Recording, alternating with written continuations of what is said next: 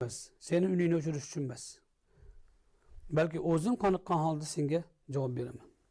Va laysa lil haqqi tadlilun va ta'wiju haqni aytganda adashtirish bo'lmaydi. Qiyshaytirish ham bo'lmaydi. Deb turib endi sen eshitganing anavi tasavvufni yomonlayotganlar bor-ku, al-udru lil mudda'i, o'sha tasavvufni zalolat deyotgan, adashuv, bid'at deyotgan so'pilarni bid'atchi, so'pilar undan bundoq deb aytayotgan kishiga ham bir nav uzr topsang bo'ladi. Niyati buzuq olmasa, niyati buzuqlarga uzr yo'q. Om odamlar bor, johil odamlar taqlidchi bo'ladi. Birovni so'ksa orqasidan so'kib ketaveradigan.